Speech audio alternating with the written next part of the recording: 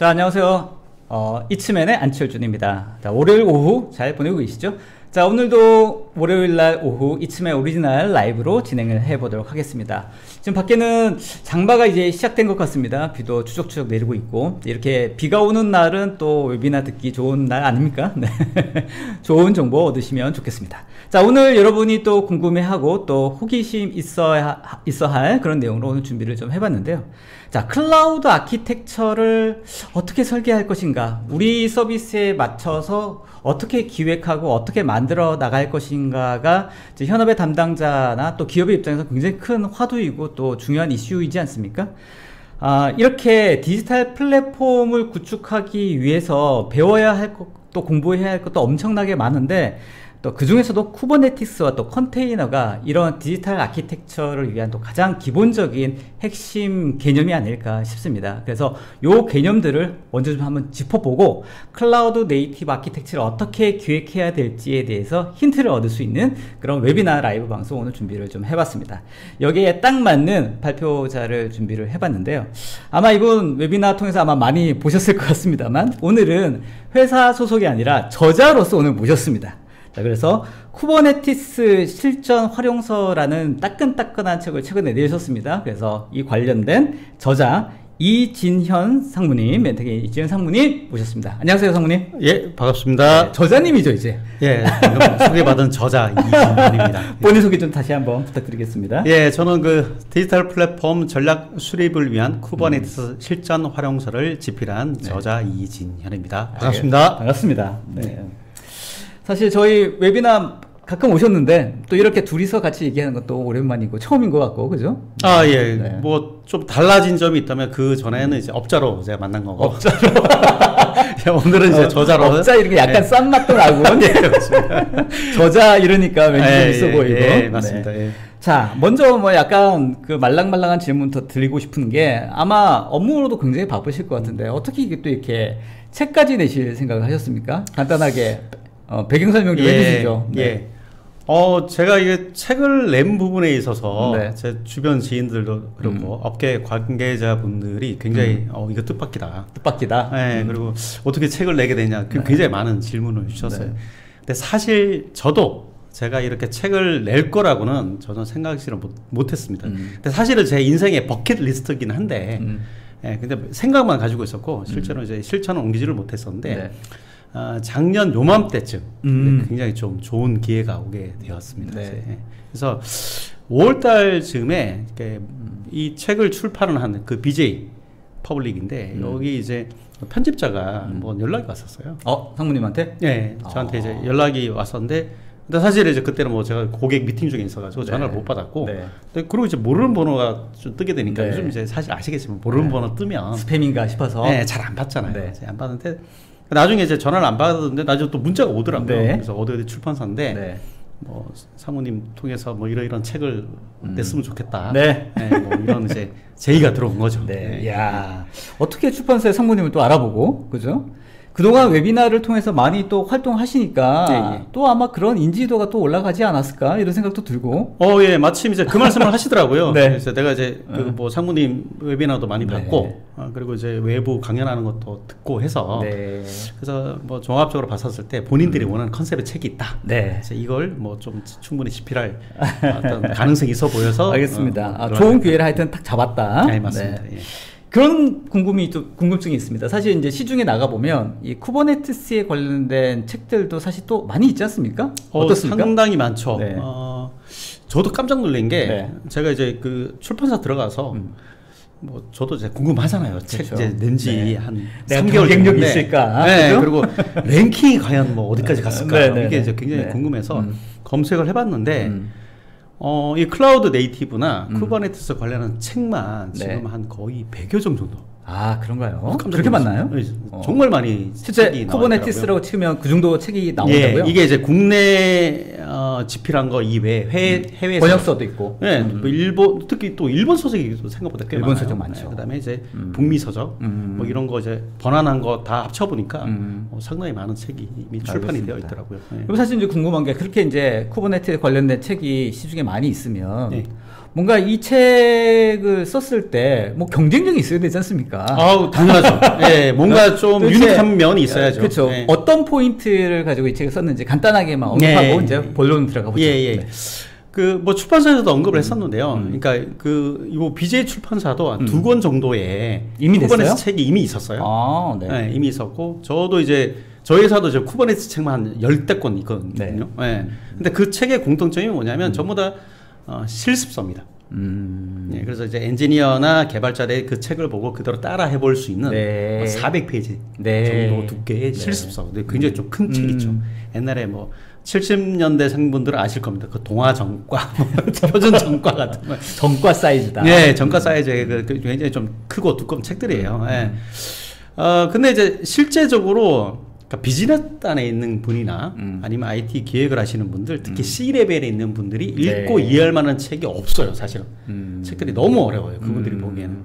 그러니까 저도 이 분야에 7년 동안 지금 현재 활동을 하고 있는데, 제가 예전에 이제 그 클라우드 네이티브 아키텍처 이해하기라는 오닐리 출판사에서 출간한 해외 서적, 그걸 이제 번안한 책을 한번 본 적이 있었는데, 저도 그 책을 한 30페이지 보다가 덮어버렸거든요. 아, 뭔 말인지를 도저히 알아들을 수가 없어요. 이해하기가 너무 어려운 거죠. 이제. 예. 그래서 이분들이 그리고 실제 아시겠지만 또 이게 C 레벨에 계시는 분이 프로젝트 비용을 다 집행을 합니다. 맞아요.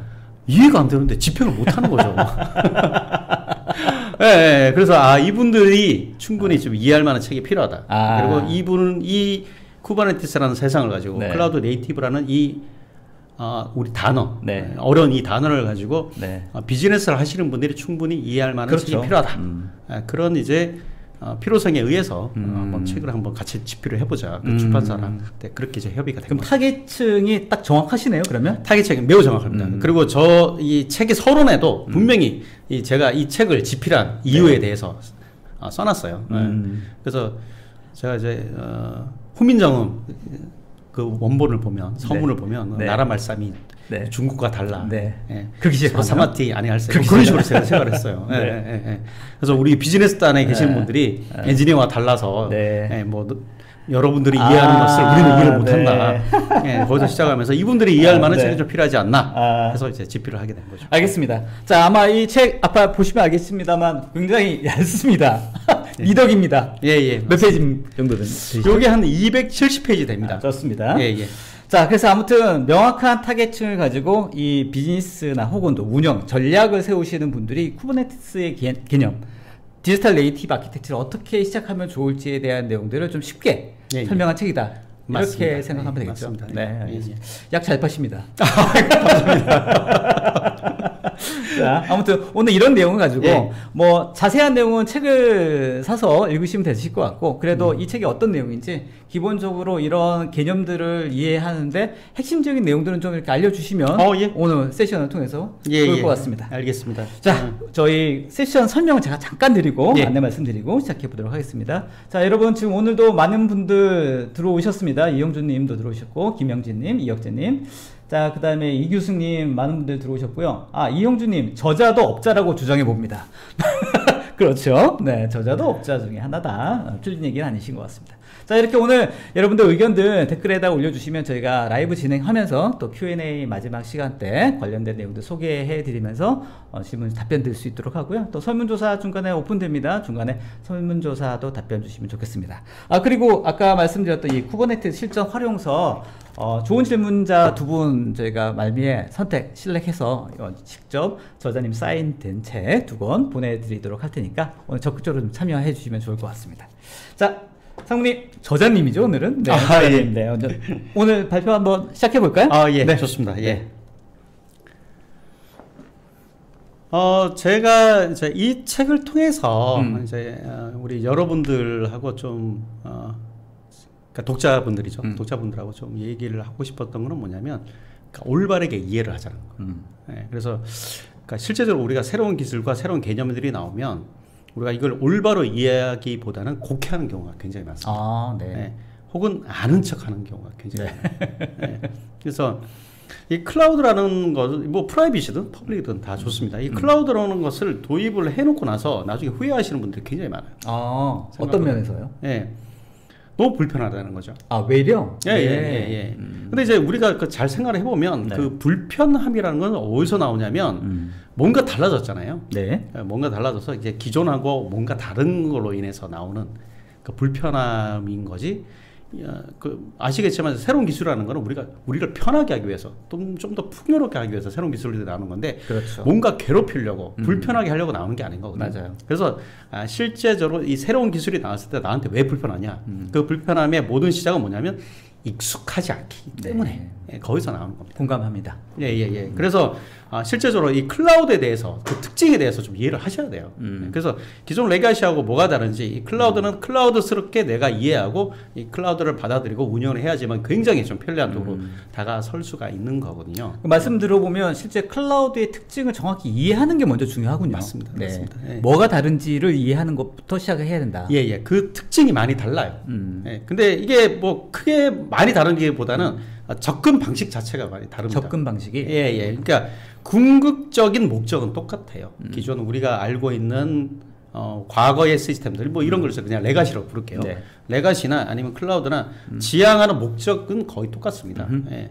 그래서 편하게 쓰기 위해서. 그렇죠. 예. 내가 지금 하고 있는 이 서비스를 고객들이 잘 이용할 수 있도록 그렇죠. 만들어주는. 예. 네, 그리고 그렇죠? 기존 레가시도 따지고 보면 디지털이에요. 맞죠. 네, 그것도 아날로그 아닙니다. 네. 예. 근데 왜 굳이 왜 클라우드를 디지털로 부르느냐? 뭐 여기서부터 우리가 좀 고민을 해봐야 되는데, 그러니까 실제적으로 제가 책에서도 표현을 했었는데, 그러니까 쉽게 우리가 뭐가 달라지는 부분을 이렇게 표현을 하자면, 우리가 뭔가를 먹었어요.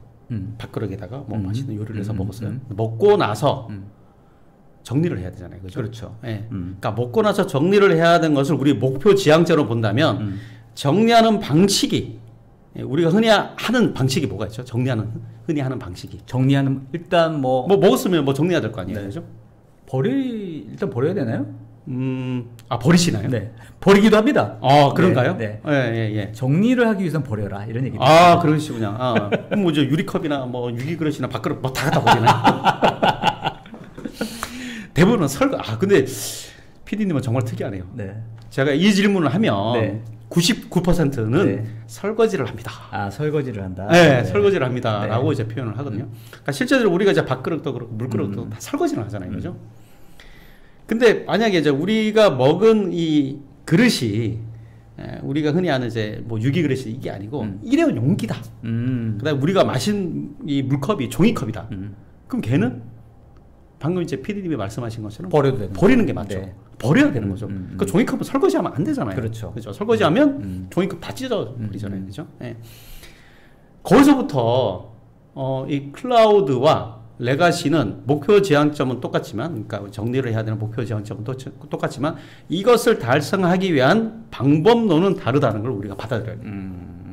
종이컵을 굳이 옛날 방식처럼 설거지를 하려니까 뭔가 불편하고 이거 완전 이거 다 찢어버리는 못 쓰겠네. 이렇게 돼버려요. 클라우드를 우리가 그렇게 접한단 말이에요. 예. 그래서 레가시를 우리가 유기그릇이라고 표현하고 클라우드를 우리가 일회용 용기라고 표현한다면 일회용 용기는 일회용 용기처럼 대하고 그렇게 관리하고 먹고 버리면 돼요, 그냥. 네. 예. 저의 답변이 오히려 클라우드 오리엔티드 되는 그런 답변이 네, 완전 클라우드 네이티브 하십니다. 네. 그래서 클라우드는 클라우드답게 우리가 활용을 하면 굉장히 편하다는 거죠. 좋습니다. 기념일 일단 이해했습니다. 예, 설거지가 편하세요? 버리는 게 편하세요? 뭐 버리는 게 사실은 편하긴 합니다만 장단점이 있지 않겠습니까? 예. 네. 근데 일반적으로는 버리는 게 편하죠, 사실. 그렇죠. 예. 그래서 클라우드는 클라우드답게 그렇게 대하면은 정말 더 편하다. 클라우드의 장점을 이해해서 클라우드의 사용법을 우리가 익혀야 된다. 그렇죠. 그래서 뭐 일례로 뭐 네. 여기 이제 뭐 장표에도 네. 나와 있지만 우리 이제 레가시는 다 스태틱합니다. 네. 모든 게 IP도 고정돼 있고 호스트 아이디도 고정돼 있고 그다음에 이 서버 그 자리에 있잖아요, 그죠? 근데 클라우드는 그렇진 않죠. 그렇죠. IP도 바뀌고 맥 주소도 바뀌고 모든 아이덴티티가 바뀌고 그리고 이 서버는 어디에 배치되는지는 우리는 몰라요. 그렇죠. 그렇죠. 그래서 그러면 그 모르는 그 상태로 그다음에 다이내믹하게 바뀐다는 그걸 알고 우리가 관리를 하면 정말 편하게 관리할 수 있어요. 좋습니다. 네. 일단 다름의 인정부터 시작을 해라. 네, 시작은 알겠고요. 자, 그 다음 페이지 한번 넘어가 볼까요? 예. 네. 자, 그러면 우리가 여기서 이제 클라우드 네이티브라는 단어를 굉장히 많이 들어보셨죠? 그렇죠. 예, 예, 예. 클라우드 네이티브라는 거가 그게 무슨 의미인가요? 무슨 의미냐고요? 네, 요즘 이제 뭐 웬만하면 야 우리는 이제 앞으로 클라우드 네이티브하게 우리 인프라는 가야 돼. 네네네. 우리 애플리케이션은 클라우드 네이티브하게 설계를 해야 돼. 이런 얘기를 정말 많이 하시거든요. 그렇죠. 네. 그러네요. 진짜 저 말은 엄청나게 많이 듣는데 네, 진짜 예, 의미가 예. 뭔지. 예. 그러니까 진짜 클라우드 약간 이런 의미긴 한데 진짜 클라우드가 뭔지에 대한 개념을 한번 고민해 볼 필요는 있네요. 예. 그죠? 자, 그러면 우리가 그 흔히 빌려 쓰는 IT 이걸 우리가 클라우드라 많이 부르잖아요. 그렇죠? 네. 왜 클라우드로 부르는지 거기서부터 출발을 해야 되거든요. 좋습니다. 근데 왜 클라우드로 부를 일단 부른다고 보이지는 생각할까요? 않지만 네. 보이지는 않지만 어딘가에 가상의 나의 자원들을 예. 그 가상의 어떤 환경에다가 일단 거기다 올려놓고 관리를 하는 거죠. 예, 이게 예. 클라우드의 기본적인 예, 개념이 예. 있죠. 그러면 그런 생각을 안 해보셨어요? 이거를 왜 구름 그러면 이게 좀 부정적인 이런 것들 굉장히 많잖아요. 아, 오늘도 아침 나오는데 뭐 구름이 우중충하게 껴 있으니까 네. 아 여기 스튜디오 오기도 싫더라고요. 농담입니다. 네. 자 그러면 솔직히 우리 멋진 말이 많잖아요. 네. 뭐 솔라 컴퓨팅, 아, 스타 네. 컴퓨팅, 네, 네. 뭐 이렇게 이름 네. 지을 수도 있는데 굳이 왜 클라우드라고 짓느냐는 거죠. 네. 근데 이게 가만 보면은 네. 자 우리가 별, 해 그 자리에 그대로 있어요. 그죠? 변화 없어요. 아. 지구가 변하지. 네, 지구가 돌면서 변하는 네, 거지. 네, 네. 별과 해는 그 자리에 그대로 네. 있고, 그 다음에 늘 해는 늘 빛을 뿜고, 그렇죠? 변하는 건 우리가 변한단 말이에요. 근데 클라우드는 어때요? 형태가 없죠. 계속 변하죠. 변하는 거죠. 네, 계속 변하고 사라졌다가 생겼다가 네. 형태가 변했다가 뭔가 뒤에 숨어 있는 듯한 뭐 이런 특징을 가지고 있어요. 그러니까 우리가 굉장히 변화무쌍하고. 그렇죠. 우리가 쓰는 빌려 쓰는 IT가 굉장히 변화무쌍하잖아요, 그죠? 어디 있는지도 모르겠고, 왜 갑자기 이쪽 클라우드 쓰라 그랬다가 저쪽 클라우드 쓰라 그랬다가 자꾸 막 바꾼단 말이에요. 사모님께서 오셔가지고 어디서 세미나 듣고 와가지고 이게 좋다더라. 네, 이게 좋다더라, 저게 좋다더라, 막 계속 바꿔요. 네. 자, 거기서부터 이 클라우드라는 그 활용을 어떤 식으로 더 잘해볼 수 있을까라는 고민을 개발자들이 하게 됩니다. 네. 네. 그러면서 이제 클라우드 네이티브 아키텍처라는 말이 나오게 되는데, 네. 자, 이 말이 어떤 목표 지향점을 안고 있냐, 그거 우리가 잘 생각을 하셔야 돼요. 네. 예. 클라우드 네이티브 그러면 뭐 클라우드 친화적 이렇게 많이 얘기를 하세요. 네. 그럼 뭘 해야 클라우드 친화적이냐는 거죠. 네. 예. 뭘 어떻게 해야지만. 예. 뭐 퍼블릭 클라우드 쓰고 매월마다 돈을 잘 내면 클라우드 친화적인가요? 네, 그렇진 않잖아요, 그죠? 네. 네. 근데 여기서부터 이제 고민을 해야 될 필요가 있는 거예요. 그래서 제가 이제 책에서 거기서부터 시작을 하거든요. 좋습니다. 네. 계속 바뀌잖아요. 네. 내가 쓰고자 하는 컴퓨팅이 계속 바뀌어요. 그죠? 네. 프라이빗 썼다가 그래서 상무님께서 또 외부 세미나 듣고 와가지고 A사에 클라우드 썼다가 네. 갑자기 또 M사가 와서 영업을 잘해. 와서 갑자기 또 M사로 바뀌어. 비일비재하죠. 네, 그러다 퍼블릭 클라우드 써보니까 이제 보안도 그렇고 비용도 그렇고 생각보다 안 싸네. 네. 네, 그리고 우리가 좀 이게 바보가 되는 듯한 네, 느낌이 네, 드네. 네. 뭐 저기다 다 맡겨가지고 뭐 우리가 아무것도 안 네. 하니까. 야, 다시 프라이빗으로 오자. 네. 자, 이러니까 어때요? 아키텍처가 계속 바뀌죠. 네. 인프라가 계속 바뀌어요. 네. 인프라가 바뀌면 네. 무슨 일이 발생합니까? 그동안 환경들이 또 완전히 또 바뀌어야 되지 않겠습니까? 그쵸. 개발 환경들이. 그렇죠. 환경이 바뀌게 되니까 프로그램 소스를 또 바꿔야 되는 거죠. 또 바꿔야 돼요. 네. 거기에 맞춰서. 네, 네. 개발자들이 정말 짜증나는 일이죠. 예, 뭔가 기껏 이거 할 거라고 생각하고 개발을 했는데 갑자기 맞아 인프라를 또 그렇죠. 계속 바꾸는 거예요. OS도 바꾸고. 아니 뭐 말씀하셨던데 뭐 개발자뿐입니까? 운영 담당자들도 똑같은 고민이 있지 않습니까? 기존에 이렇게 운영했는데 완전 또 새로운 걸 뭐 운영하려고 하면 새로 갈아고 또 깔아야 그렇죠. 되고 막 이런 일들이 너무 비일비재한 거죠. 자, 이러니까 개발자고 운영자들이 거의 스트라이크 해야 될 수준까지 올라간 거예요. 좋아요.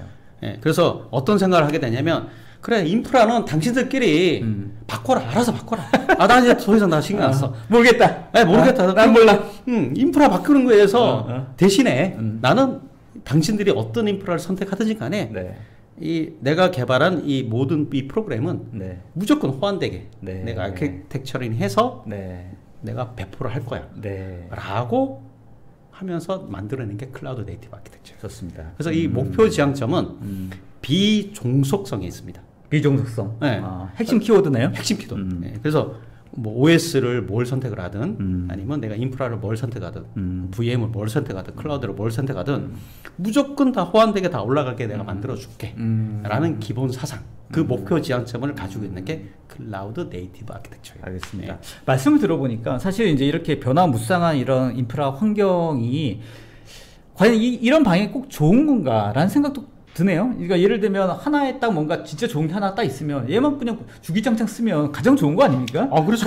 자꾸 주구장창 왜 이렇게 가장 바꿔야 되는 상황이 네. 발생하는 겁니까? 근데 제가 그렇죠. 한 24년 동안 네. 24년 동안 이 IT 업계 쪽에 특히 이제 인프라 쪽에 네. 어떤 솔루션을 계속 공급을 해오고 개발을 해오고 하는 관점에서 보니까 이거는 저희 대표님도 똑같은 말씀을 하시더라고요. 저희 대표님 같은 경우는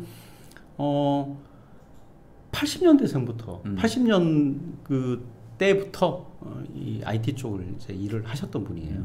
정확히는 뭐 70대 후반 같기도 하고 근데 그렇긴 한데 이 IT가 변화되는 주기를 보면요, 이 공통점이 있어요. 모았다가 흩었다가 모았다가 네. 흩었다가 그냥 중앙 집중으로 가야 된다 그랬다가 다시 분산 환경으로 가야 된다 그랬다가 중앙 집중의 분산 환경으로 가야 된다 그랬다가 네. 그러다가 또 클라우드로 가야 되겠다.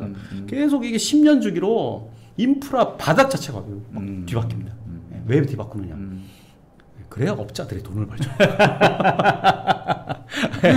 가만히 놔두면 돈을 못 법니다. 오늘 업자 얘기 많이 나옵니다. 네, 그래야 이제 업자들이 돈을 벌기 때문에 계속 이제 새로운 개념이 나오고 그 다음에 흩었다가 모았다가 흩었다가 모았다가 알겠습니다. 이주가 계속됩니다. 기본적인 개념들에 대해서 이해했고요. 하여튼 지금 이 슬라이드에 있는 것처럼 비종족성이라고 하는 게 클라우드 네이티브 아키텍처의 가장 키워드 되는 부분이다. 맞습니다. 네. 그래서 이 키워드를 이 키도에 따라 비종속적인 어떤 아키텍처 환경으로 가져가려고 하다 보니까 중요한 이를 충족할 수 있는 3대 요소가 나오게 되는 거예요. 네.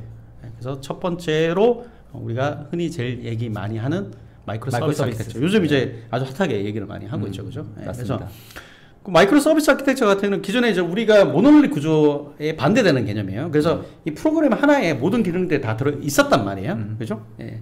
자, 이렇게 모노폴리 구조로 가져가다가 모노폴리 구조로 이제 운영을 해보니까 어떤 문제점들이 발생을 하냐면 하나의 일부 기능만 내가 수정이 필요한 거예요. 그렇죠. 예, 예를 들어서 우리가 코비드 어떤 그 과정을 거쳐오면서 그 백신 예약을 할 때 우리 심하게 겪었었잖아요. 막 예약을 하는데 예약이 안 돼. 네, 맞아요. 예, 막 접속이 폭주하니까. 근데 그 프로그램 자체가 그 소프트웨어 자체가 뭐 전체적으로 문제가 있었던 게 아니고 인증. 예, 당신이 맞냐 안 맞냐 이걸 인증을 해야 될 거 아니야. 거기서 이제 문제가 터진 거예요. 거기가 허들이었군요. 예, 거기가 이제 병목이 발생을 한 거예요. 그러면 인증 부분만 개선을 하면 되는데 모노리 구조는 인증 부분만 개선을 한다고 하게 되면 전체 프로그램을 다시 내렸다 올리거나 전체 프로그램을 수정해야 되는 이러한 이제 형국을 맞은 게 이제 바로 그러니까 모노리 아키텍처예요. 네. 근데 이제 마이크로 서비스 아키텍처 같은 경우는 기능별로 서비스를 다 쪼갠단 말이에요. 다 쪼개기 때문에 만약에 인증 부분만 예를 들어서 인증 부분만 어떤 문제점이 있고 이 부분만 개선을 한다 그러면 그 부분만 수정을 하면 되는 거거든요. 다른 서비스는 영향도 없이 그대로 유지하면서. 그렇죠. 그러니까 비종속적인 프로그램 환경을 만들 수가 있기 때문에 이제 MSA 얘기가 많이 나오게 되는 거고. 그리고 이제 MSA로 가게 됐으면 이 MSA를 담을 만한 그릇이 필요하잖아요. 그렇죠. 그렇죠. 예전에는 우리가 흔히 아는 물리머신, 가상머신에다 내가 이제 프로그램한 소프트웨어를 다 탑재를 했단 말이에요. 근데 이런 가상화나 물리머신 같은 경우는 어딘가에 종속이 되어 있잖아요. 하드웨어에 종속이 되어 있고 OS에 종속이 되어 있고 하이퍼바이저에 다 종속이 되어 있단 말이에요. VM도 마찬가지도. VM도 이제 마찬가지로 그렇죠. 하이퍼바이저에 종속이 되잖아요. 맞아. 그리고 VM 안에는 또 OS가 들어가 있다. 맞아요. 그 OS에 또 프로그램은 항상 야, 그것도 종속되어 있다라는 가치에 이렇게 얽매여져 있는 거군요. 그렇죠. 그래서 이 소프트웨어가 내가 개발한 이 소프트웨어가 어딘가에다 종속이 되지 않는 인프라 요소에 종속되지 않는 어떤 인프라적인 요소가 뭐가 있을까라고 찾아보니까 그게 컨테이너라더라는 거예요. 네. 그래서 컨테이너 안에 아시겠지만 안에 OS가 없어요. 이 컨테이너는 어떠한 환경이라도 리눅스 배포판이 그러니까 예를 들어서 내가 프로그램은 A라는 리눅스에서 개발을 했지만 내가 디플로이를 해야 될 배포를 해야 될 어떤 환경 가보니까 B사의 어떤 리눅스예요. OS가 다르면 안 되잖아요. 근데 이제 얘를 컨테이너 담아서 컨테이너를 해버리니까 다른 OS 환경이라도 인프라 환경이라도 다 디플로이 된다는 걸 우리가 이제 경험적으로 다 발견을 한 거죠. 그래서 클라우드 네이티브 아키텍처에서 인프라적인 요소는 컨테이너가 적합하다. 좋아요. 이렇게 된 거고. 그러니까 마이크로 서비스라고 하는 이런 개념들을 심을 수 있는 그 물리적인 공간을 가장 적합한 한 게 컨테이너의 개념으로 긁고 왔다. 네, 그렇죠. 좋습니다. 그리고 이제 네. 마이크로 서비스화된 환경이다 보니까 서비스가 굉장히 많아졌잖아요. 그렇죠. 옛날에 하나였어. 네. 하나인데 얘를 쪼개다 보니까 뭐 400개, 500개가 된 거예요. 저희 고객 중에 그런 데가 있어요. 이제. 옛날에는 10개였는데 뭐 MSA 프로젝트 한다고 막 쪼개다 보니까 400개가 된 거예요. 그 옛날에는 10개를 무정자 한두 명이 충분히 디플로이먼트하고 유지 관리가 가능했는데 400개 요소를 내가 유지 관리하려다 보니까 수작업으로 얘를 라이프 사이클을 관리하려니까 너무 힘든 거예요. 그러겠다. 얘를 자동화해야 되겠다. 해서 나온 게 바로 데브옵스군요. 맞습니다. 이제 요렇게 맞물린다. 클라우드 네이티브 아키텍처로 이렇게 이해하시면 되겠습니다. 개념적으로 딱 이해가 됩니다. 네, 좋습니다. 책에 다 나와 있어요. 자, 그래서 아까도 말씀드렸지만 내가 개발하는 환경, 그다음에 이 개발하는 환경을 디플로이 하려고 하다 보니까 뭔가 환경이 다른 거예요. 그래서 여기 장표에도 나와 있지만 뭐 내가 예를 들어서 T자의 모양의 적합한 소프트웨어를 개발을 했는데 얘를 깔려고 하다 보니까 운영 플랫폼이 아구가 안 맞는 거예요. 이게 안 맞으니까 수정을 해야 될 거 아니에요. 그렇죠. 그러면 여기 있는 이제 T자의 끝에 부분을 이제 그 삼각형으로 깎아야 되는 건데 이제 프로그램 수정이잖아요, 그죠? 이 수정이 하기 싫다는 거지. 그래서 잘 구동시키려고 하다 보니까 어떤 플랫폼이 적합할까 이렇게 생각을 했던 거죠. 그러면서 이제 컨테이너 이런 얘기가 나온 겁니다. 알겠습니다. 자, 그래서 이 컨테이너로 가다 보니까 이제 많은 분들이 굉장히 어려워하는 게 그러니까 기존에 물리 머신에서 가상 머신으로 왔었을 때는 우리의 유저 익스피리언스가 경험치가 똑같았어요. 그래서 물리 환경을 그냥 가상으로 어떤 에뮬레이션 했던 환경이기 때문에 OS를 깔고 그 OS 외에 내가 필요한 소프트웨어를 올리는 거. 모든 단지 하드웨어 서버가 보이지 않을 뿐. 그렇죠. 접근하는 방식은 똑같았습니다. 똑같다. 그리고 뭐 심지어 VM 안에도 내가 필요한 드라이버를 다 올릴 수가 있잖아요. 그래서 드라이버를 올리고 OS 올리고 모든 유저 익스피리언스 내 경험치가 똑같았기 때문에 어떤 이질감이 없었고 쉽게 받아들일 수가 있었어요. 근데 의외로 컨테이너로 가는 부분이 조금 역사적으로 보면 받아들이는 그 기간이 굉장히 길었었거든요. 왜냐면은 굉장히 이질감이 있습니다. 왜냐면 컨테이너 안에는 일단 OS가 없어요. OS가 없는데 마치 가상 머신처럼 움직인단 말이에요. 그럼 OS가 없으면 뭐가 있냐? 환경 요소들만 존재를 합니다. 자, 이 환경 요소라는 것을 우리가 좀 더 쉽게 이렇게 표현을 하자면 나무를 이장할 때 나무만 뽑아가지고 다른 환경에 나무를 심으면 어떻게 되나요? 죽죠. 나무가 죽죠. 그죠? 그걸 경험해왔습니다, 저는. 그렇죠. 저도 해봤습니다. 엄청 욕먹었습니다. 식물을 많이 죽였어요. 괜히 화분 바꾸고. 그러니까. 자, 그래서 이 나무나 식물을 옮길 때는 흙까지 같이 옮겨야 됩니다. 그렇죠. 그래야 나무가 건강히 살거든요. 이 애플리케이션을 컨테이너 담을 때 환경 요소를 집어넣을 때 이 환경 요소가 바로 토양이라고 생각하시면 돼요. 그래서 그 토양을 다 집어넣고 그러니까 이 소프트웨어가 종속적으로 의존적으로 구동될 수 있는 환경 요소 얘를 이제 컨테이너 최소한 요소만 담는 거예요. OS를 다 빼버리고 그리고 그 컨테이너는 다른 환경이나 다른 OS 상에서도 건강하게 돈다는 걸 우리가 이 인류가 우리 인류가 발견을 하게 된 거죠. 알겠습니다. 그러면 그 환경 요소라고 하는 부분들도 근데 따져보면 그 환경 요소라고 하시는 부분들도 어떻게 보면 어떤 기능적인 종속이라고도 볼 수 있지 않나요? 그것도 종속이라고 볼 수가 있는데 근데 그 종속점은 개발자가 선택을 할 수가 있잖아요. 그죠? 개발자가 선택할 수 있지만 선택된 인프라는 퍼블릭 클라우드는 개발자가 선택할 수 있는 요소가 아니잖아요. 그렇죠. 인프라적인 측면은 내가 선택할 수 없는 거죠. 거기는 뭐 어디 회사 대표님 개발하려고 하는 그 환경, 그건 내가 선택할 수 있다. 개발 환경은 개발자가 선택할 수 있잖아요. 그러니까 예를 들어서 개발자들이 일반적으로 보면 그 뭐 우분투 리눅스에서 많이 개발을 해요. 그 라이브러리가 굉장히 잘 돼 있고 또 가볍고 이러기 때문에. 근데 운영 환경을 하게 되면 다른 엔터프라이즈급의 어떤 OS를 고객들이 많이 선택을 하신단 말이에요. 그러면은 개발자가 자기가 편한 환경으로 자기가 그 어떤 선택한 환경으로 선택을 해서 개발을 했는데 고객사 가서 고객이 선택한 환경을 개발자가 가서 흔한 말로 이제 갑과 을 관계인데 을이 갑한테 가가지고 나는 이 환경을 개발했으니까 이 환경 맞춰주세요. 라고 할 수가 없죠. 맞춰주는 천사 같은 고객은 없습니다. 그래서 고객들이 원하는 대로 다 맞춰줘야 돼요. 이러면 계속 프로그램 수정을 해야 되는 거예요. 네. 거기 환경에 맞게. 이런 일들이 계속 비일비재 해왔던 거죠. 그래서 그 행위를 더 이상 안 하겠다. 네. 그리고 거기에 적합한 플랫폼이 뭐냐 봤더니만 이제 컨테이너가 그 역할을 해주더라는 거죠. 그러니까 그 컨테이너라고 하는 그 그릇 자체가 그런 환경들의 요소들을 다 담아내고 있는 하나의 펑션들이다. 이렇게 생각하면 되겠네요. 그래서 하나의 어떤 그 경막을 쳐서, 그러니까 하나의 그 포장을 격리할 수 있는 이 애플리케이션과 애플리케이션 환경을 잘 감싸는 그러한 도구다 이렇게 생각하시면 그러니까 상무님 생각하시기에는 이제 이 컨테이너라고 하는 이런 개념 자체가 이렇게 정착되기 오래 걸렸던 이유 자체가 기술적인 어려움보다도 개념적으로 기존의 VM이라든지 서버 관리하는 그 운영, 개발하는 그런 환경하고 완전히 다른 개념이기 때문에 다른 개념도 있었고 그러면 이제 컨테이너라는 걸 만들어야 되잖아요. 그래서 애플리케이션과 애플리케이션의 어떤 그 환경적 요소 이거를 같이 해서 컨테이너를 만들어야 되는데 이 컨테이너를 만들고 관리하는 것 자체가 굉장히 어려웠어요. 그래서 사실은 이 그런 또 허들이 있었군요. 컨테이너라는 개념은 옛날에 이제 유닉스 시절부터 원래 있었던 개념입니다.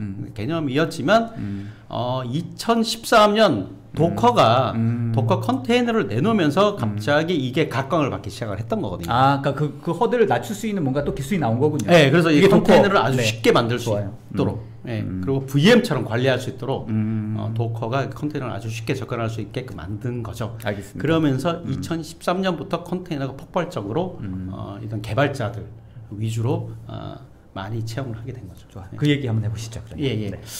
그래서 일단 그 저희 회사 같은 경우도 2014년부터 컨테이너를 쓰기 시작을 했었거든요. 그래서 아까 말씀드렸던 그러한 어떤 이슈를 저희가 만나게 된 거예요. 그래서 그 PD님께서 도커 컨테이너를 보게 되면 도커 컨테이너에 캐치프레이즈가 있어요. 그 혹시 보신 적 있으신가요? 아까 말씀하셨는데 까먹었습니다. 사전에 제가 말씀 들으셨죠. 그래서 그 캐치프레이즈를 보면 build once, run anywhere입니다. 한번 빌드를 하게 되면, 즉 한번 소프트웨어를 개발을 하게 되면 이 소프트웨어는 아무 때나 어느 곳이든 어느 플랫폼이든 운영을 할 수 있어 라는 캐치프레이즈예요. 그러니까 아까 말씀하셨던 비종속성이라고 하는 그 개념에 딱 그 캐치플레이가 의미를 다 포함하고 있네요. 맞습니다. 그게 저희 같은 개발하는 패키지를 개발하는 회사 입장에서는 아주 가슴에 와닿는 캐치프레이즈였어요. 이게 뭐냐면 자, 아까 제가 말씀드렸지만 개발자가 개발한 환경이 있단 말이에요. 그 환경으로 뭐든가 개발을 했다. 그러면은 이 수많은 고객사들이 저희가 원하는 환경을 맞춰주면 되잖아요. 그렇죠? 안 맞춰주잖아요. 그런 천사 같은 고객은 없다. 그 천사 같은 고객은 없습니다. 뭐 한 가지 저희 회사 예를 들면 저희가 2014년도에 뭔가 개발을 했어요. 뭔가 이제 A라는 소프트웨어를 개발했는데 얘는 우분투라는 리눅스 환경에 JDK 뭐 1.6 환경에서 이렇게 개발을 했었습니다. 자바로 이렇게 개발을 해서 소프트웨어가 굉장히 뭐 제가 봐도 잘 만들었어요. 잘 만들었고 고객도 굉장히 이제 만족하셨고 굉장히 호평했습니다. 이 정도 소프트웨어면 내가 이거 다 구매해줄게. 그래서 이제 대기업 고객사에서 이걸 이제 구매를 하겠다. 그래서 뭐 룰루랄라 뭐 얼마나 기분이 좋아요. 첫 번째 고객이 생겼어요. 이제 그래서 딱 갔는데 웬걸? 우리가 원하는 환경으로 이렇게 세팅을 해주시면 되는데 고객분께서 세팅을 안 해주시는 거죠. 야, 우리는 이런 환경이 표준이에요. 그래서 우리의 환경에 당신 소프트웨어를 맞춰줘. 그렇게 되는 거죠. 그리고 또 다른 고객도 마찬가지예요. 야, 우리는 그 리눅스 안 써. 그리고 우리는 JDK 1.8이야. 1.6 안 돼. 고객사가 생길 때마다 플랫폼이 다 달라요. OS가 다 달라지는 거지. 그 나중에 이제 저희 100개의 고객이면 100개의 개발 환경이 다 달라요. 환경이 달라요. 그래서 저희가 조사를 해봤습니다. 그럼 우리가 컨버전을 해야 되는 OS는 환경이 100개가 있는가? 쫙 조사를 해보니까 최소 40개. 맥스로 잡아보니까 100여 개. 이렇게 쫙 나오는 거예요. 그리고 OS가 가만히 안 있잖아요. 또 업그레이드가 돼요. 얘는. 그럴 때마다 또 소프트웨어 거기 OS에 맞게 또 수정을 해줘야 되고 다시 또 릴리즈를 또 해야 되고 이런 일들이 너무 이제 비일비재하게 된 거죠. 그러네요. 그러니까 뭔가 솔루션을 개발하고 운영하고 이 배포하는 입장에서는 보통 일이 아니군요. 보통 일이 그러니까 아닙니다. 어떤 키되는 그 어떤 펑션을 좋은 제품 솔루션을 만드는 것도 일이지만 맞습니다. 굉장히 중요하지만 예. 그거를 실제 거기에 맞게 맞춰서 뭔가 배포하고 하는 과정들도 보통 일이 아니다. 보통 일이 아닙니다. 그리고 공고 프로젝트 해보시면 아시겠지만 전부 다 수십 명의 수백 명의 개발자들 여기 들어와서 개발해. 방 안에 가둬. 맞아요. 그렇게 개발을 방 안에 가둬놓고 해왔었잖아요, 그죠? 네. 해왔었는데 코로나 딱 터져버리니까 어떻게 되니까 그렇죠. 모여서 개발을 그렇죠. 못해요. 다 리모트해서 각자 흩어져서 개발을 해야 되는데 그러네요. 이 플랫폼을 표준화를 못하는 거예요. 아, 개발 환경 자체를. 그러네요. 각각 집에서 개발하시는 분들의 환경이 다 다릅니다. 아, 그렇죠. 이제 이거 모아보니까 네. 이거 어떡합니까? 쓰게 된 거지. 네, 이거 어떡합니까, 진짜? 네. 안 맞는 거야, 하나도. 야, 그래서 이 각자 개발자들 개발하는 환경, 이거 자체가 다 다른데 여기에 상관없이 돌아갈 수 있는 인프라가 뭐가 있을까? 또 이런 고민이 있게 된 거죠. 그러네요. 그럼 말씀하신 걸 들어보니까 코로나 이 환경을 통해서 이런 클라우드 네이티브 아키텍처에 대한 관련된 저변화나 혹은 이런 개념이 필요하겠다라고 실제로 많이 확산이 계기가 됐겠네요. 계기가 됐었습니다. 저희도 그때 마찬가지고. 그래서 이제 저희가 그때 생각했던 게 이제 도커 컨테이너라는 건 우리가 공부를 해보니까 이 컨테이너는 이 소프트웨어에 필요한 어떤 환경 요소, 일반적으로 바이너리 라이브러리 거기 이제 다 있거든요. 그러니까 바이너리나 라이브러리를 같이 묶어서 컨테이너에 집어넣으면 그러면 이 컨테이너는 어떤 환경이라도 돈다고 하더라, 문제없이. 그걸 이제 저희가 학습을 하게 된 거죠. 실제로도 그렇게 실행을 해보니까 완전 증명이 된 거고요. 좋습니다. 자, 아무튼 컨테이너에 관련된 그 내용들은 이런 환경 요소들이 포함되어 있어야 된다라는 분들을 강조해 주셨고. 자, 이렇게 이제 컨테이너가 이렇게 각광을 받게 되니까 전 세계적으로도, 그 다음에 우리나라에서도 마찬가지고. 그러니까 이제 당연히 너도 나도 이제 컨테이너를 하려고 할 거예요. 그렇죠? 컨테이너를 하려고 하다 보니까 여기서 이제 표준화 얘기가 나오게 됩니다. 그렇죠. 그래서 제가 말씀을 들어보니까 외려 다른 어떤 기술적인 부분들보다도 특히나 이 도커 말씀한 컨테이너 이쪽이 야말로 이 표준화가 잘 되어 있어야지 원래 말씀하셨던 그런 비종속성이라는 개념을 잘 표현할 수 있겠다 이런 생각이 듭니다. 맞습니다. 만약에 VM이 하이퍼바이저의 표준을 이뤘더라면 VM 자체가 어떤 클라우드 네이티브 아키텍처의 중심 될 수도 되었겠죠. 근데 하이퍼바이저는 그걸 실패했죠. 그죠? 하이퍼바이저가 그 종류가 굉장히 많잖아요. 그럼 하이퍼바이저끼리 호환이 안 됩니다. 근데 컨테이너는 그것 때문에 야, 이거 컨테이너들이 막 새겨나가고 있는데 야, 이거 빨리 우리 표준화를 해야 되겠다. 좋아요. 그러면서 이제 2013년경에 도커가 출현되면서 굉장히 각광받게 됐고 그리고 이 도커와 코어 OS, 지금 이제 이 코어 OS는 레드햇으로 인수가 됐습니다. 두 군데가 주축이 돼서 표준화라는 어떤 기관을, 재단을 하나 설립을 하게 됩니다. 그걸 이제 OCI라고 그래요. 오픈 컨테이너 이니셔티브. 그래서 이 2016년도에 OCI라는 이 표준화를 만들게 됐는데, 제가 지금부터 말씀드린 건 뭐냐면 이 표준화로 인해서 이 도커가 생태계에서 밀려나는 아이러니 하네요. 불운을 맞겠네요. 그러니까 그런 얘기 많이 들으셨죠. 이제 쿠버네티스가 더 이상 도커를 지원 안 하더라. 네, 맞아요. 그것 때문에 저도 이제 문의 전화를 굉장히 많이 받거든요. 너 옛날에 우리 도커 쓰고 있었는데 이거 어떻게 해? 그러니까요. 제가 이제 지금부터 그 얘기를 제가 말씀드리려고 합니다. 제가 책에도 도커와 쿠버네티스 생태계, 그다음에 도커가 왜 이렇게 입장이 되게 되는가, 밀려날 수밖에 없었는데 그걸 제 책에 기술을 했었는데.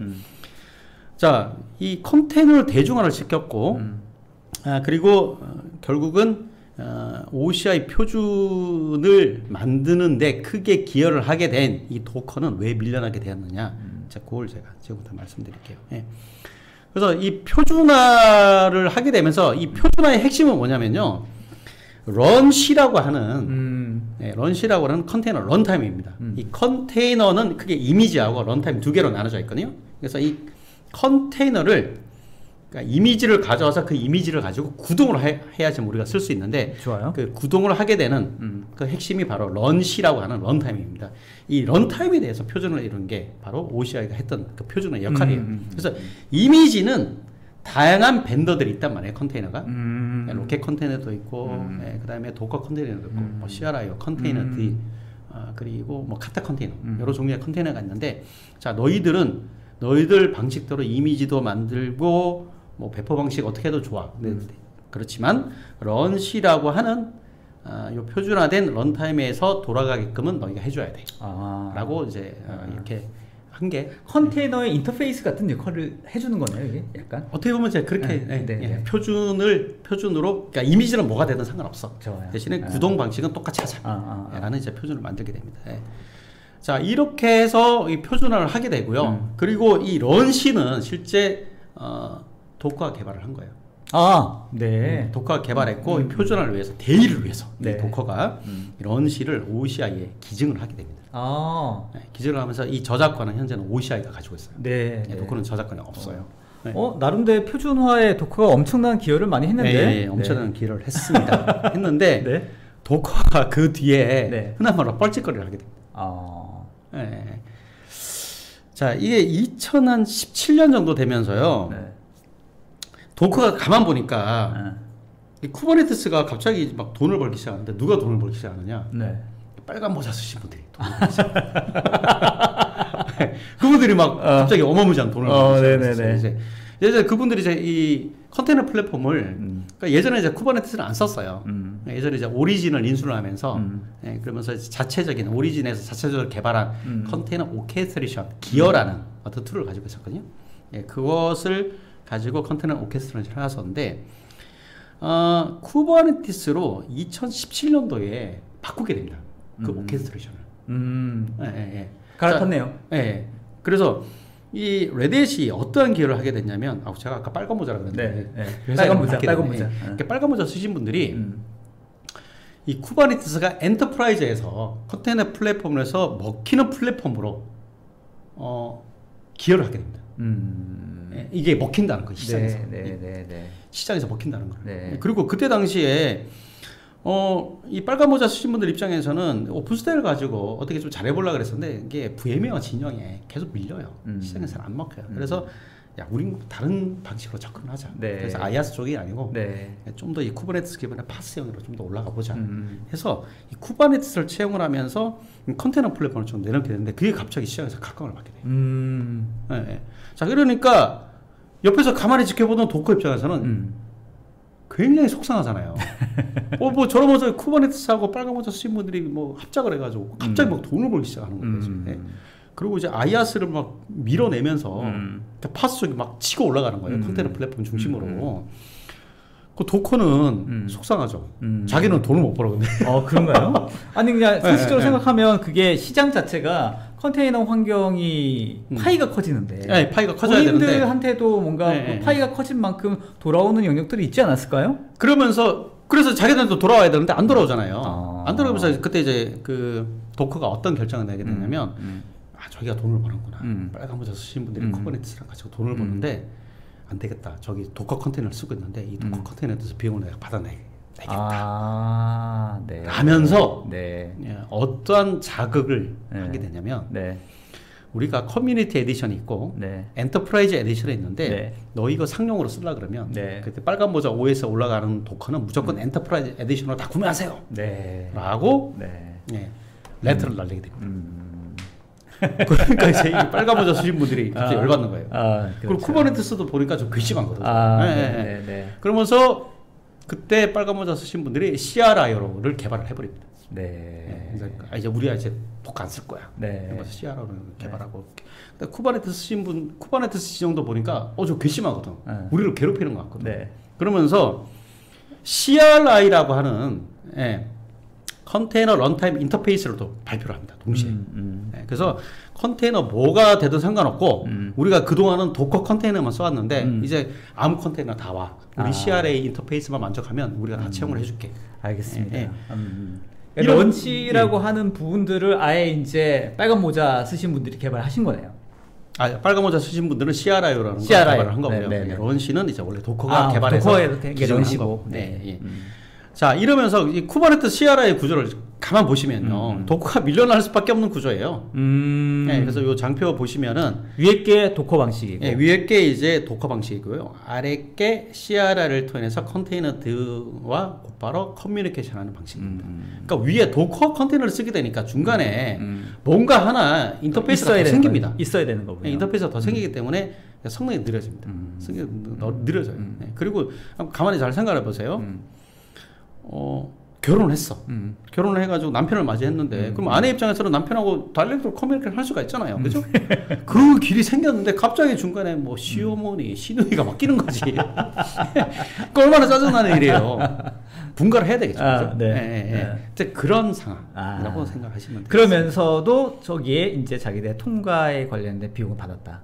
이렇게 봐야 되는 거군요. 이제 도커가 못 받았죠, 끝내는. 끝내는 못 받았고. 네, 끝내는 못 받고 이제 그 도커 엔터프라이즈를 미란티스라는 회사 쪽으로 매각을 하게 되는 이런 안타까운 일이 발생을 하게 됩니다. 아무튼 뭐 사실 비즈니스적으로는 돈을 벌어야 되니까 자기들 입장에서는 이런 쿠버네티스 환경에 대해서 공헌한 바가 지대하나 결국은 돈을 못 벌었으니까 이제 열 받을 만은 하지. 열 받죠. 그래서 열 받는데 너무 무리수로 든 거죠. 아, 그러네요. 그 최강자가 누군지를 좀 알아봤어야 되는데. 아, 그렇군요. 알겠습니다.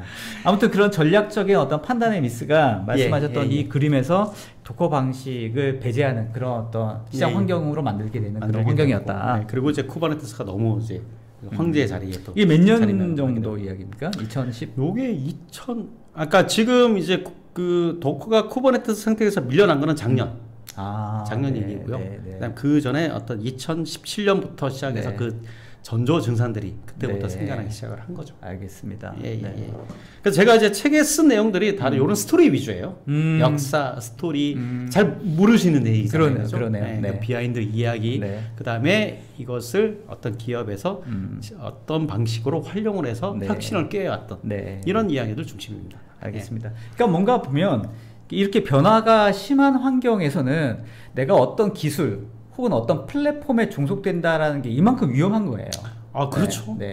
예를 들면 뭐 도커의 어떤 상황이긴 합니다만 어떤 모든 개발 환경이 도커에 집중되어 있다고 하면 이런 변화된 환경에 적응하는 게 또 시간이 많이 걸리지. 그렇죠. 도커도 어떻게 보면 이제 클라우드 네이티브 아키텍처라는 그런 기본 사상을 좀 망각을 한 거죠. 나한테 무조건 다 들어오게 만들 거야라는 그 무리수 때문에 사실 이제 이 쿠버네티스 원래 하다 보면 초심을 가지는 게 쉽지가 않습니다. 맞습니다. 뭐 구글도 그렇잖아요. Don't be evil 그랬는데 본인들이 사악했잖아요. 그러니까요. 이게 초심이 이게 쉽지가 않습니다. 자, 아무튼 그래서 쿠버네티스 CRI라고 하는 탄생 배경이 이런 배경 하에서 나오게 되었던 거군요. 자, 그래서 뭐 이제 시간 뭐 거의 다 많이 된 것 같은데요. 이제 마지막으로 좀 이제 그럼 내가 이거 책 사볼 만한 가치가 있는 거야라고 많이 궁금했을 것 같아요. 그래서 제가 책에 대한 반응을 제가 가져왔습니다. 제가 참고로 말씀드리면 제 책에 그 서평에 5개가 올라왔거든요. 서평도 마찬가지고 그리고 제 책에 베타 리더들이 어떤 이제 이 책은 이렇다 저렇다 올리잖아요. 저와 전혀 모르는 분들입니다. 아, 그렇습니까? 전혀 모르는 분들이에요. 믿어달라? 그분을 제가 만나본 적이 전혀 없고, 참고로 이제 그렇게 좋은 서평을 쓰신 분들 개인적으로 저한테 연락 주시면 제가 맛있는 밥 사겠습니다. 제가 책에 대한 반응을 한번 이렇게 반응 좋네요. 해봤습니다. 10점 만점에 10점 만점에 10점이더라고요. 너무 자화자찬 아니십니까? 이것도 캡처해가지고 오시고. 캡처를 해왔습니다.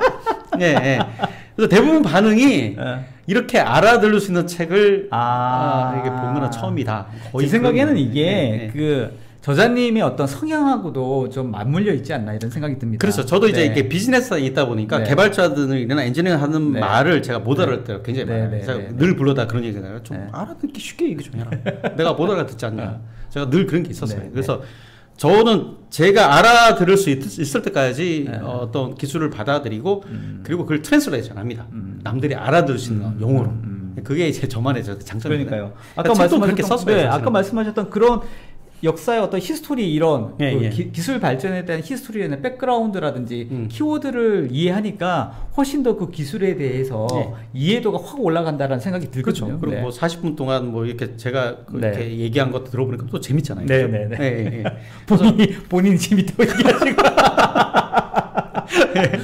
이거 자화자찬에 계속 연속이라서 네. 죄송하긴 한데 네. 그래서 뭐 이렇게 리뷰 들어보면 다 리뷰가 다 그래요. 보면 뭐 다 알아듣기 쉽게 이렇게 알아듣기 쉽게 쓴 책은 뭐 처음이다. 다 이런 내용들이에요. 좋습니다. 그래서 원래 책 쓰실 때의 어떤 그 의도와 반응이 딱 일치하네요. 예, 저도 네. 뭐 이러한 반응대로 나와줘서 네, 내 목적은 달성했다. 네. 이런 이제 기쁜 마음을 가지고 있습니다. 예. 알겠습니다. 예, 그리고 이제 마지막으로 말씀드릴 수 있는 부분은 네. 어떤 거냐면, 이제 우리가 쿠버네티스가 파스 아니에요? 라고 생각하시는 분들 꽤 많으시더라고요. 근데 그렇지 않습니다. 예. 자, 쿠버네티스는 하나의 플랫폼이에요.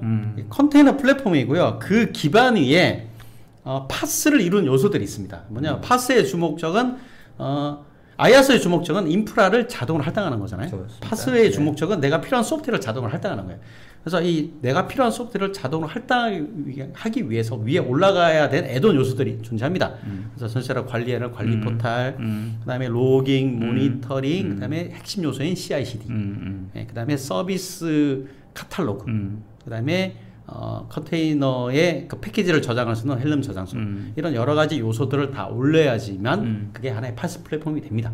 그래서 이런 쿠버네티스와 파스 플랫폼이 어떠한 연관관계성을 가지고 있는지, 어떤 스킬이 더 필요한지, 뭐 이런 것들을 제가 또 마지막에 장표에서 한번 정리를 해봤습니다. 알겠습니다. 전반적으로 관련된 내용들에 대해서 그 백그라운드나 어떤 키워드 중심으로 오늘 잘 설명을 좀 해주셨고, 개인적으로 좀 궁금한 한 부분 중에 하나가, 실제로 아마 그런 실제로 이제 이런 쪽 관련돼서 일도 하고 계시니까 그런 문의사항이라든지 환경이 많이 접하실 것 같은데, 진짜 뭔가 새로 시작한다고 하면 말씀하셨던 이런 그 클라우드 네이티브 어떤 아키텍처를 기반으로 해서 뭔가 설계도 하고 처음부터 시작할 수 있겠죠. 외려 그러면 이제 심플할 수도 있을 것 같은데, 모든 사업이라는 실제 담당자분들은 이미 그런 환경이 아니라 이미 뭔가를 돌리고 있지 않습니까? 그렇죠. 기존 레가시를 그대로 운영하고 이미 돌리고 계시죠. 있어요. 이런 돌리고 있는 환경에서 이런 클라우드 네이티브 아키텍처를 고민한다는 게 사실 이게 쉽지는 않을 것 같다. 쉽지 않습니다.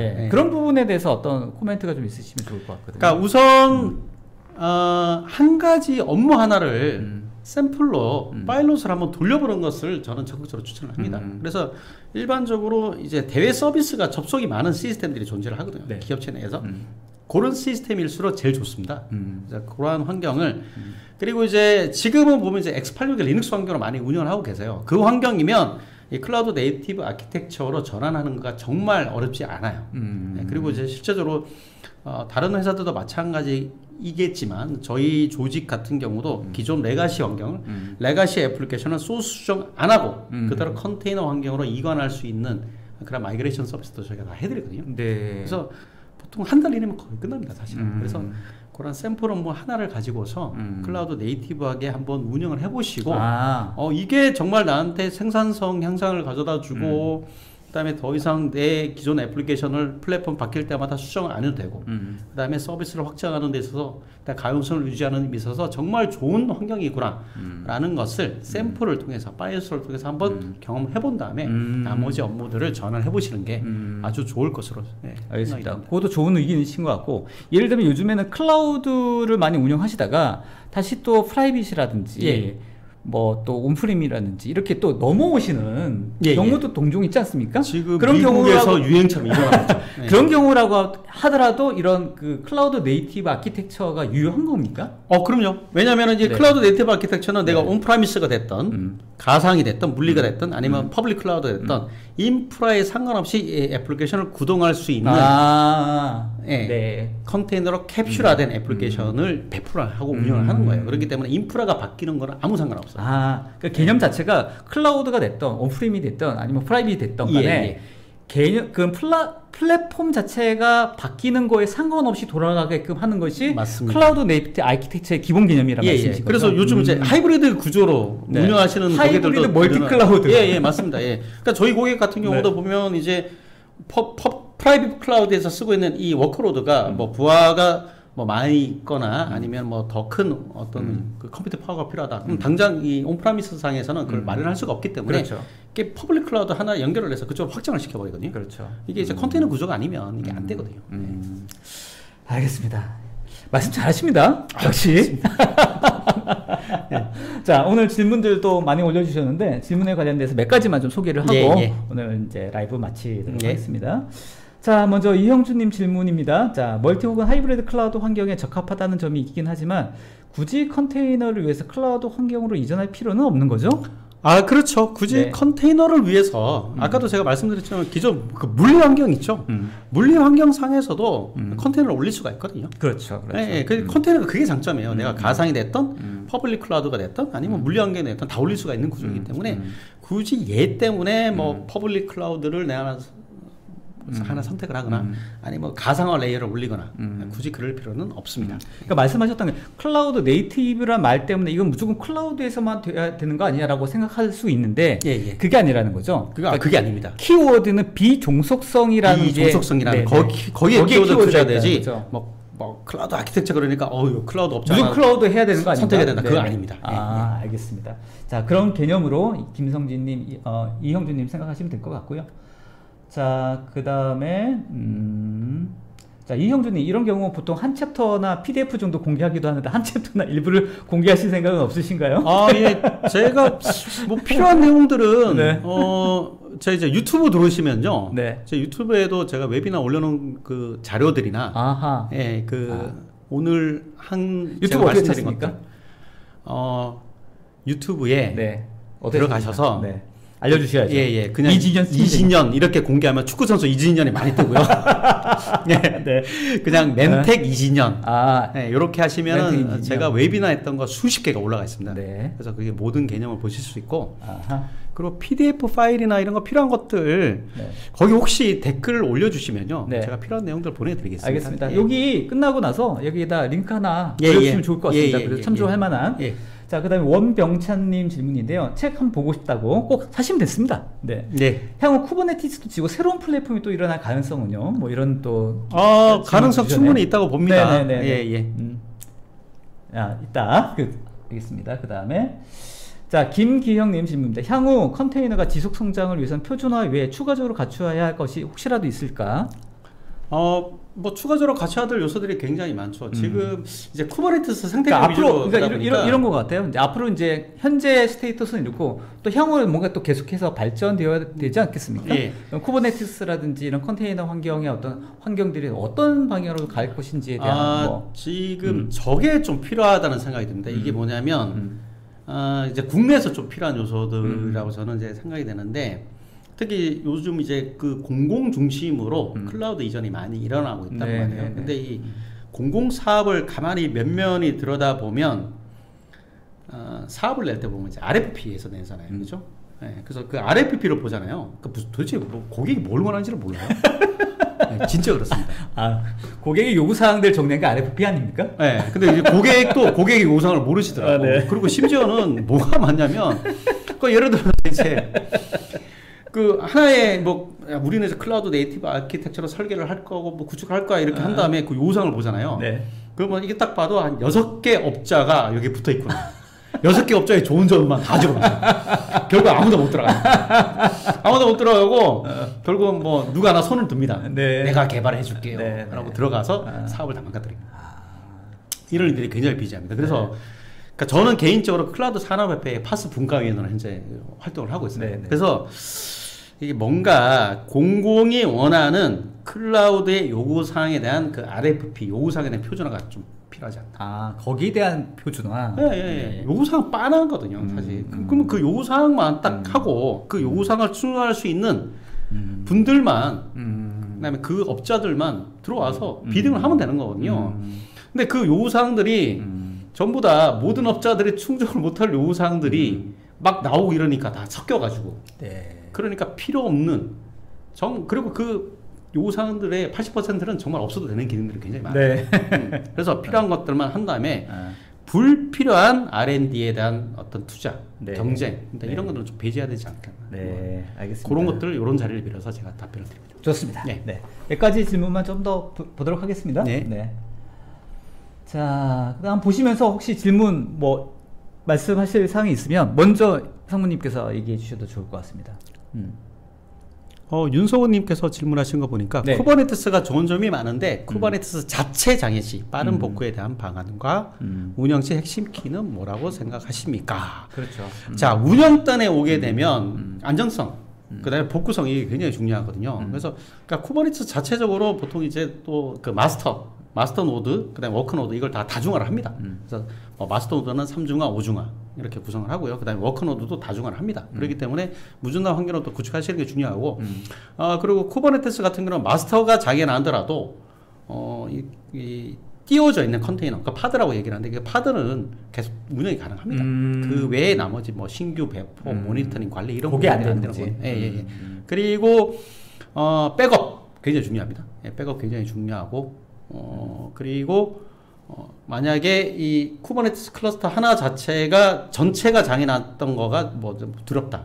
이러면 거기에는 또 어떤 재복구 체계 이런 걸 갖춰야 되고요. 제가 그래서 이 쿠버네티스를 어떤 식으로 고가용성 있게, 그다음에 어떤 부분에 백업이 필요하고 재복구는 어떻게 또 구축을 해야 된다는 거. 그게 또 제가 유튜브에 다 올려놓은 게 있거든요. 아, 네. 네, 쿠버네티스를 활용하는 뭐 액티브 네, 뭐 네, 센터 네. 만들고 이런 것들 유튜브에 네.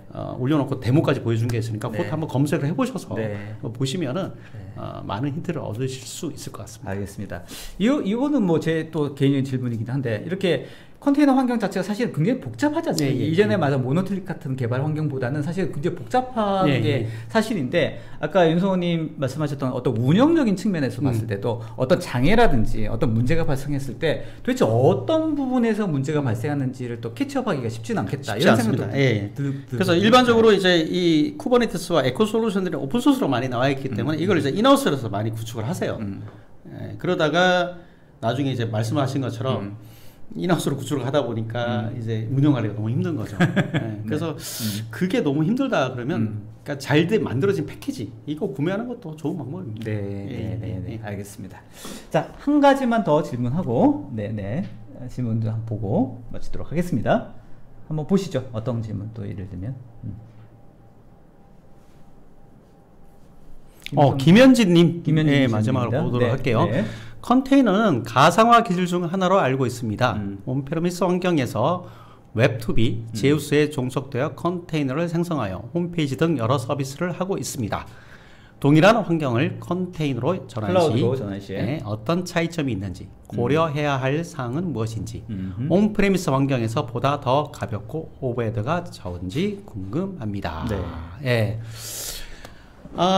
컨테이너가 우리가 알고 있는 VM보다는 확실히 오버헤드가 적습니다. 그리고 베어메탈보다는 그럼 오버헤드가 적으냐? 그렇지는 않아요. 베어메탈이 100이다 그러면 컨테이너는 한 98 정도? 근데 오버헤드가 거의 없죠, 사실. 거의 없다고 생각하시면 되고, 그리고 뭐 기존의 웹투비나 제우스를 컨테이너로 생성해서 운영을 하고 계시면 뭐 굉장히 잘 하신다고 저는 생각을 합니다. 잘 하시고. 그리고 요즘 또 추세가 상용 와스를 또 오픈소스 와스로 또 많이 마이그레이션 하고 있거든요. 뭐 거기까지도 한번 더 생각해 볼 수 있을 것 같고요. 그리고 뭐 웹투비나 제우스도 제가 알기로는 이제 그 벤더에서 컨테이너 이미지를 만들고 다 기술 지원을 하고 있는 걸로 알고 있거든요. 뭐 국산 중에서는 뭐 나름 뭐 좋은 또 웹와스가 아닌가 또 생각을 하고 있습니다. 알겠습니다.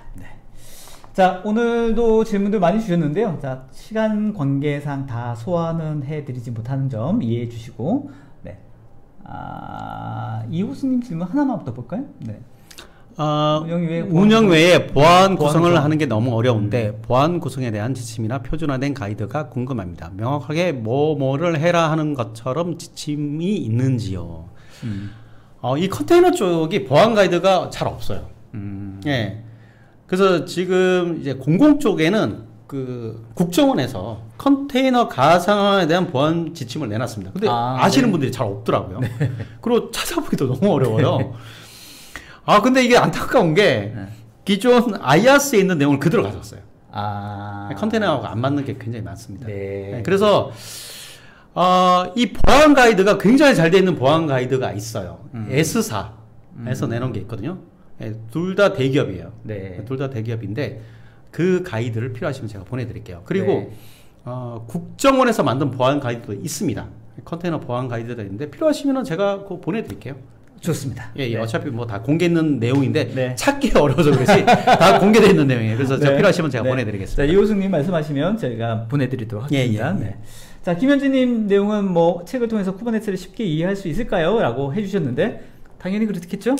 아까 뭐 10점 만점에 10점 보셨죠?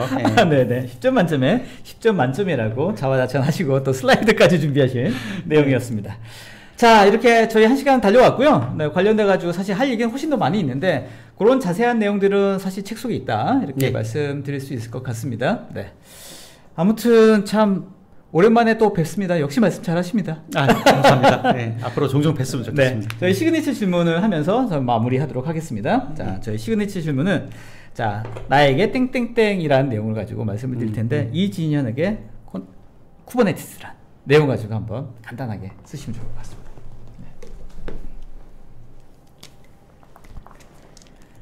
자, 오늘도 여러분들 많이 참여해 주셔서 감사합니다. 네, 윤병찬님, 저도 S사 보안 가이드 부탁드립니다. 자, 그러면 저희가 요청 주신 분들 이렇게 댓글로 남겨주시면 저희가 취합해가지고 메일 저희가 해가지고 제가 공개해서 관련된 내용들 전달해드리도록 하겠습니다. 이렇게 보여주시고, 자, 나에게 이진현에게 쿠버네티스라 보여드리도록 하겠습니다. 손걸면 뭡니까? 뭡니까? 무슨 네, 의미입니까? 이게 네. 무슨 관련이 있을까 많이 궁금하실 것 같은데 네. 일단 뭐 제가 졸업한 학교의 뭐 상징물이기도 하고요. 좋아요. 네. 그리고 이제 네. 이 송골매가요 네. 몇 년 사시는지 아세요? 몇 년 사냐고요? 네. 수명이? 예, 수명이. 글쎄, 저는 뭐 한 10년 한번 배팅 해봅니다. 10년. 보통 그렇게 짧게 살 거라고 많이 생각을 하시더라고요. 네, 네. 저도 깜짝 놀랐습니다. 네. 70년까지 살 수 있어요. 진짜요? 네, 네, 네. 와. 그러니까 통상은 3, 40년을 살아요. 네. 생각보다 3, 40년도 이제 굉장히 엄청 길죠? 오래 사네요. 긴데 그러네요. 네. 70년까지도 살 수 있다고 얘기를 합니다. 와. 근데 몰랐습니다. 네, 몰랐죠. 네. 근데 그 70년을 살기 위해서는 단 한 가지의 조건이 있어요. 뭡니까? 네. 그러니까 송골매가 네. 한 30년에서 40년의 일반적인 수명이에요. 네. 근데 거의가 되면 이 노화가 됩니다. 그러겠죠. 그러니까 이 송골매의 노화는 뭐냐면 네. 이 깃털이 굉장히 무거워져요. 그래서 그래서 멀리 날지를 못해요. 송골매는 이제 멀리 날면서 이 먹이를 실을 굉장히 봐야죠. 좋잖아요. 이렇게 실을 그렇죠. 뭐 거의 20대잖아요. 그죠? 그러니까 먹이를 딱 보고 그대로 이제 내리 꽂으면서 먹이를 낚아채는 이런 상형 방식을 쓰는데 이게 날개가 무거우니까 멀리 못 날아요. 일단. 그렇죠. 그리고 부리가 날카로워야 되는데 부리가 무뎌집니다. 그래서 결국은 먹이 사냥을 못해서 이제 굶어 죽는 거거든요. 네. 네, 뭐 이렇게 쇠약해지면서 이제 그래서 그때쯤 됐을 때 송골매가 선택을 해야 됩니다. 죽을지 아니면 변신을 해야 될지. 변신을 해야 될지. 변화를 해야 될지. 네. 자, 그래서 네. 이 송골매의 변화가 네. 굉장히 고통스러워요. 네. 도대체 어떻게 변신한다는 자, 거죠? 어떻게 고통스럽냐? 네. 일단은 이 부리가 무뎌졌잖아요. 네. 예. 자, 우리가 이제 이빨을 뽑으면 네. 더 강한 이빨이 나잖아요. 어릴 때 그렇죠. 그죠? 어릴 네. 때. 그리고 뼈가 부러지면 붙으면 더 강하게 붙잖아요. 그렇죠. 물론 이제 나이 드신 분은 잘 안 됩니다. 그게. 자, 이 송골매가 일단 이 부리가 무뎌졌기 때문에 네. 이 사냥하기가 쉽지가 않아요. 그래서 어떻게 하냐면 이 부리를 바위 찢습니다. 가는 거군요. 네, 바위 찢어서 부리를 다 부러뜨려요. 부러뜨린다고요? 네. 네. 굉장히 고통스러운 작업이에요. 이게 잘못하면 이렇게 머리가 망가질 수도 있거든요. 그래서 부리를 쪼아가지고 부리를 부러뜨립니다. 그러면 새로운 부리가 나요. 굉장히 날카로운 새로운 부리가 나요. 그리고 날카로운 이 부리를 가지고 뭘 하느냐? 깃털 있죠. 깃털을 다 뽑아냅니다. 네. 이 무거워진 이 깃털을 다 뽑아내면 아주 날렵한 새 깃털이 나와요. 네. 실제 그렇다고요? 네, 실제 이야, 그렇게 신기한데. 네. 그 유튜브에서 송골매 한번 쳐보세요. 진짜 그렇습니다. 네. 그렇게 하면 수명이 30년 더 연장이 가능해요. 네. 뭔가 자기가 변신을 하기 위해서 굉장히 힘겨운 과정을 극복을 해야 되는 거네요. 그렇죠. 네. 마치 쿠버네티스가 저한테는 그런 존재였어요. 그러니까 저는 이제 뭐 PD님도 아시겠지만 저는 원래 이 업계, IT 업계에서는 20년 이상을 HA와 DR 서버 이중 하나 제휴고 여기 이제 전문적으로 좀 활동을 해왔었다가 쿠버네티스는 실제적으로 2016년부터 제가 처음으로 접한 거거든요. 네. 자, 이런 변화를 하는 것 자체가 쉽지가 않아요. 네. 그렇죠. 네. 그리고 사실 이런 변화를 통해서 나이 들면 변하기 쉽지 않습니다. 그렇죠. 네. 네. 이미 이제 50대 접어들었기 때문에 집에 갈 생각을 하지. 네. 집에 쫓겨날 생각을 하고 뭐 치킨집 뭐 이런 거 알아보고 이러지. 실제적으로 이렇게 변화가 쉽지가 않은데 저는 어떻게 보면 이 쿠버네티스를 통해서 제2의 IT 업계에서 어떤 기회를 얻은 거죠. 네. 사실 제가 이 쿠버네티스가 아니었으면 제가 뭘 책을 쓰겠습니까? 그러네요. 네. 네. 그리고 제 어떤 그 업계의 생명에 대한 연장도 어떻게 보면 더할 수 있었거든요. 그렇군요. 예. PD님도 그렇잖아요. 쿠버네티스 관련해서 초대할 만한 사람이 그렇게 많지 않잖아요. 맞습니다. 네네네. 저는 이제 송골매라고 하길래 무슨 뜬금없는 얘기인가 싶었는데, 본인에게 쿠버네티스의 송골매 같은 그런 역할로서 역할이 된 거죠. 그러네요. 네, 맞습니다. 알겠습니다. 저는 뭐 말씀 들어보니까 저한테 주는 메시지가 큽니다. 네. 송골매가 그렇게 그 황골 탈퇴를 위해서 굉장히 맞습니다. 그런 고통스러운 과정을 겪었는지 몰랐는데 아무튼 이진현에게는 송골매와 같은 존재다, 쿠버네티스가. 알겠습니다. 자, 오늘 말씀해 주셨는데 그냥 간단하게 한 줄만 좀 요약해 주시면 좋을 것 같습니다. 이거 하나만 기억해달라. 기억해 주시면 좋겠습니다. 자, 우리가 플랫폼이라는 걸 생각을 하게 됐을 때 새로운 기술은 나한테 고통을 주는 것이 아니라 나와 내 조직을 더 풍요롭게 하는 그러한 개념이라고 여러분들 생각하시고요. 단 이를 우리가 받아들이기 위해서는 과거와 뭔가 다르다는 것, 그 다름을 인정해 주시면 이 쿠버네티스 클라우드 네이티브는 여러분들한테 훨씬 더 쉽고 풍요롭고 그리고 정말 훌륭한 존재다라고 느껴지실 겁니다. 그리고 마지막으로 제 책을 많이 사랑해 주시면 감사하겠습니다. 마지막 멘트 좋았습니다. 네. 자, 이 책입니다. 네. 알겠습니다. 자, 쿠버네티스 실전 활용서 오늘 책 저자손을 초대를 좀 해드렸고요. 실제 오늘 말씀하셨던 내용에 엄청나게 훨씬 더 많은 부분이 책 속에 있겠죠, 그죠? 그럼요. 관련돼가지고 꼭 책 읽으시면 좋을 것 같고, 오늘 저희가 좋은 질문들 저희가 확인해가지고 그분에 두 분 추첨해서 저자님 사인 든 책 꼭 보내드릴 수 있도록 하고, 앞으로 이 책 쿠버네티스의 레퍼런스 같은 책이 되기를 기원하겠습니다. 자, 오늘 맞습니다. 상무님 수고하셨습니다. 맞습니다. 자, 어떠셨습니까? 오늘도 사실 살짝 또 시간이 넘어갔습니다. 항상 이게 시간 맞추기가 쉽지가 않습니다. 워낙 할 얘기가 많기 때문이니까 여러분들 이해해 주시면 좋을 것 같고요. 자, 오늘도 많은 의견들 감사합니다. 저희가 좋은 질문자 또 설문조사 지금 아직 오픈되어 있으니까 참여해 주시면 좋을 것 같고요. 답변해 주신 분들 저희가 봐서 관련돼서 경품 보내드릴 수 있도록 하겠습니다. 자, 저희 이쯤엔 예고 소개를 잠깐 해드리도록 하겠습니다. 이번 주 목요일이네요. 자, 한눈에 쏙 들어오는 멀티 클라우드 운영이라는 내용을 가지고 이노그리드의 장정원 팀장님과 함께 저희 이쯤에 또 진행을 해보겠습니다. 오늘 말씀드렸던 것처럼 여러 가지 환경 등이 점점 더 복잡해지기 때문에 관련된 모니터링을 어떻게 할 것인지가 굉장히 또 중요한 포인트 아니겠습니까? 그런 내용들 이번 주 목요일날 오후 2시에 진행해 보도록 할 테니까 많은 참여 부탁드리도록 하겠습니다. 자, 장마가 이제 시작됐다고 합니다. 여러분들 항상 건강 유의하시고 저희는 다음에 더 좋은 내용으로 인사드릴 수 있도록 하겠습니다. 감사합니다. 자, 상무님 감사합니다. 수고하셨습니다. 감사합니다. 네.